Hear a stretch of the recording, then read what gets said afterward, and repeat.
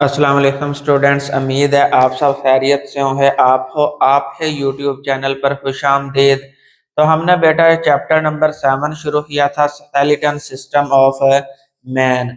आज हमने इस लेक्चर है अंदर जो टॉपिक पढ़ना है उसका नाम है इंजरीज ऑफ जॉइंट्स। इससे प्रीवियस लेक्चर में हमने जोड़ों की तारीफ पढ़ी थी, जोड़ों की कितनी इकसाम होती हैं ये हमने प्रीवियस लेक्चर में हमने पढ़ लिया था।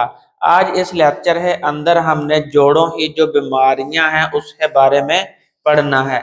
जोड़ों की जो बीमारियां हैं वो दो तरह से हैं। एक तो जोड़ अपनी जगह से हिल जाते हैं, इसे हम बोलते हैं डिसलोकेशन ऑफ जॉइंट्स। या फिर मोच आ जाती है, उसे हम बोलते हैं स्प्रेन। तो हमने ये जोड़ों की दो बीमारियां पढ़नी है। अब ये दो बीमारियां होती क्यों हैं? या तो आपको शदीद चोट लग जाए जोड़ पर, जिसकी वजह से आपका जोड़ जो है वो अपनी जगह से हिल जाए, या फिर आपका बाजू या आपका जो जिस्म का हिस्सा है उसे मरोड़ा जाए, तो उसकी वजह से भी जो है वो जोड़ों की बीमारी होती है। तो इसमें नंबर 1 जो है डिसलोकेशन ऑफ जॉइंट्स। जब जोड़ जो है वो अपनी ओरिजिनल जगह से हिल जाए तो इसे हम बोलते हैं डिसलोकेशन ऑफ जॉइंट्स। तो joints that slip out of place is called dislocation of joints. तो ये डेफिनेशन है डिसलोकेशन ऑफ जॉइंट्स की।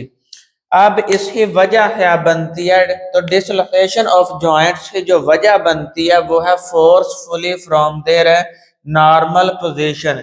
यानी जब आपको कोई चोट लगे तो शदीद झटके की वजह से जो है वो जोड़ अपनी ओरिजिनल जगह से शदीद झटके यानी फोर्सफुली जोर से जो है वो अपनी ओरिजिनल प्लेस छोड़ दे और हिल जाए, तो ये भी एक वजह है। या फिर आप गिर जाएं और वो जोड़ जो है वो आपके जिस्म के नीचे आ जाए और आपके जिस्म के वजन की वजह से जो है वो अपनी जगह से हिल जाए, तो इसे भी डिसलोकेशन ऑफ जॉइंट की वजह समझा जाता है। ट्रॉमा, चोट, या फिर डिफेक्टिव लिगामेंट्स। अब जो जोड़ होते हैं बोन और बोन को जो है वो आपस में जोड़ने वाला जो ऐसा टिश्यू है, कनेक्टिव टिश्यू है, उसे हम बोलते हैं लिगामेंट।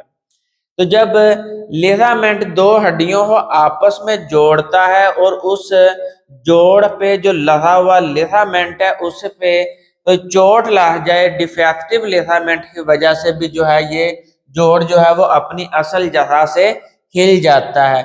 इसके अलावा जो थर्ड वजह है वो है रिमाटॉइड आर्थराइटिस। ये जो रिमाटॉइड आर्थराइटिस है इसके अंदर जो लंबी हड्डियां होती हैं उन्हें सिरों पर जो है वह कार्टिलेज होता है और उन्हें अंदर सिनोवियल मेम्ब्रेन होती है। ये जो सिनोवियल मेम्ब्रेन जब डीजनरेट होना शुरू हो जाती है तो सिनोवियल मेम्ब्रेन ही डीजनरेट होने की वजह से ये हड्डियां आपस में टकराती हैं, जिसकी वजह से इनकी डिसलोकेशन होने का अपनी जगह से हिल जाने के चांसेस जो है वो ज्यादा हो जाते हैं। तो रिमाटॉइड आर्थराइटिस भी एक है डिसलोकेशन ऑफ जॉइंट की वजह है। अब सिम्टम्स, अलामात क्या अपीयर होती हैं उस मरीज के अंदर, क्या अलामात जो है वो जाहिर होती हैं? तो जोड़ों के ऊपर स्वेलिंग, सूजन आनी शुरू हो जाती है। इंटेंस पेन, जोड़ों के अंदर जो है वो दर्द होना शुरू हो जाती है। इसके अलावा इमोबिलिटी ऑफ ज्वाइंट या इमोबिलिटी ऑफ अफेक्टेड एरिया, जिस एरिया के अंदर वो जोड़ मौजूद होता है वहां पर जो है वो मूवमेंट में जो है वो परेशानी महसूस होती है। वो एरिया, वो जोड़ जो है वो अब फ्रीली मूव नहीं करता। तो यहाँ पर जोड़ों के अंदर दर्द, सूजन और उस जोड़ का जो है वो मूवमेंट करवाना है उसके अंदर जो है वो मुश्किल पेश आती है। अब इसका इलाज क्या है? इलाज ये है कि आप जो मेडिकल प्रोफेशनल्स हैं, जो डॉक्टर्स हैं, उनसे जो है वो राब्ता करें और उनसे जो है वो फिजिकल थेरापी जो है वो करवाएं।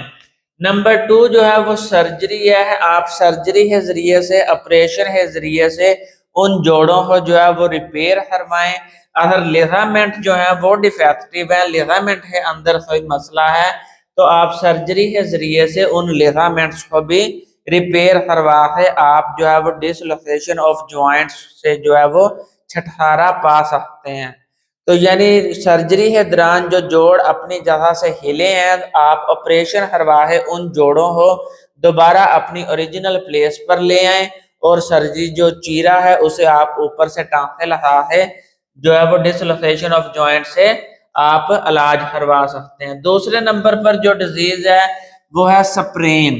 स्प्रेन जो है इसे उर्दू में सादा लफ्जों में मोच बोलते हैं।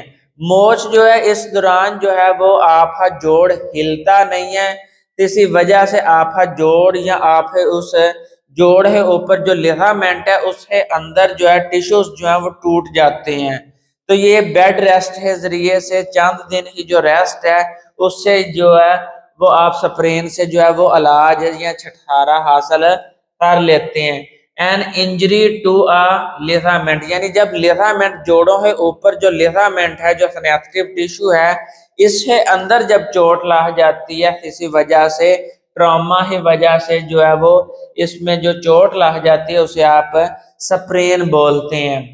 तो कॉमन लिगामेंट्स जिन्हें अंदर ज्यादातर ये स्प्रेन या मोच आने के चांसेस होते हैं उन्हें अंदर जो है वो एंकल जॉइंट्स हैं, यानी टखने का जॉइंट, नी घुटने का जॉइंट या रिस्ट या फलाई है जो जॉइंट है, यहाँ पर जो है वो मोच आने के चांसेस ज्यादा होते हैं।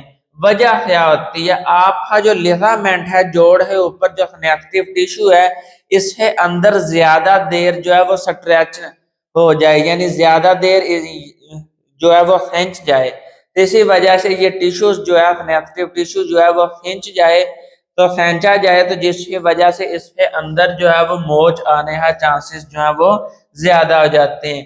ट्रीटमेंट क्या है, या तो आप किसी डॉक्टर है पास इसकी फिजिकल थेरापी करवाएं या फिर आप इसके ऊपर जो है वो आइस, यानी किसी कपड़े के अंदर बर्फ जो है या किसी थैले के अंदर या किसी शॉपर के अंदर आप बर्फ डालें और वो आइस बैग जो है वो अपने उस जोड़ के ऊपर जो है वो मलें, तो उससे भी जो है वो इसका इलाज पॉसिबल है। या फिर आप इसका जो है वो गरम पट्टी बैंडेज के जरिए से आप इस जोड़ पे जो है वो मेडिसिन लगाएं, ट्यूब लगाएं और उसके बाद जो है वो गरम पट्टी लपेट लें, तो थोड़े दिनों ही जो बेड रेस्ट है बाद जो है वो आप इस मौत से जान अपनी जो है वो बचा सकते हैं। इसके बाद first aid treatment for disorders of skeleton, यानी जब जिस्म के अंदर मौजूद ढांचों से रिलेटेड कोई बीमारी हो जाए तो आप उसके लिए फर्स्ट एड के तौर पर क्या कर सकते हैं। तो आप सबसे पहले जब इस तरह मसला पेश आ जाए जो हड्डियों से रिलेटेड हो, जोड़ों से रिलेटेड हो, तो आप उस दौरान जो है वो इमोबिलाइज द फ्रैक्चर बोन और ज्वाइंट्स, तो ऐसे मरीज की जो ज्वाइंट्स जोड़ों का मसला हो या फिर हड्डी टूट जाए तो फौरन से वो एरिया जो है वो उसे इमोबिलाइज कर दें, यानी उसे अब आप मजीद मूवमेंट ना करवाएं, उस मरीज का जो है वो एरिया जो है वो उसे इमोबिलाइज करवा दें। नंबर 2 पे है apply ice packs to reduce swelling, जब हड्डी टूट जाए या जोड़ अपनी जगह से हिल जाए तो उस एरिया में सूजन आ जाती है, तो सूजन को कम करने के लिए फौरन से उस एरिया के ऊपर जो है वो बर्फ को आहिस्ता आहिस्ता मले, यानी आइस पैक्स को जो है वो आप उसके ऊपर अप्लाई करें। नंबर 3 जो है assist to victim for place of comfort, आप उस मरीज को उठाएं और मरीज को जो है वो बेड के ऊपर लेटाएं या उस एरिया में ले जाएं जहां पर उसका इलाज जो है वो जल्द से जल्द पॉसिबल हो।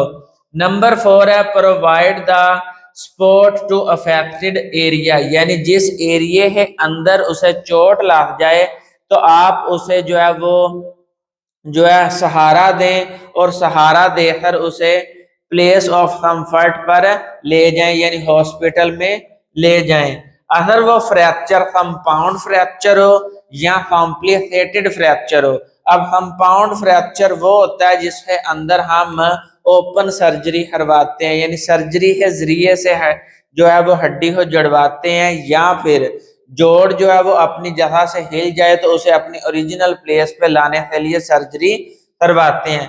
कॉम्प्लिकेटेड फ्रैक्चर वो होता है जिसके अंदर जब हड्डी टूटती है तो वो साइड वाले एरियाज को भी डैमेज करती है। ये साइड पे मौजूद जो वाइटल ऑर्गन्स हैं उनको भी डैमेज करती है, तो उस फ्रैक्चर का नाम है कॉम्प्लिकेटेड फ्रैक्चर।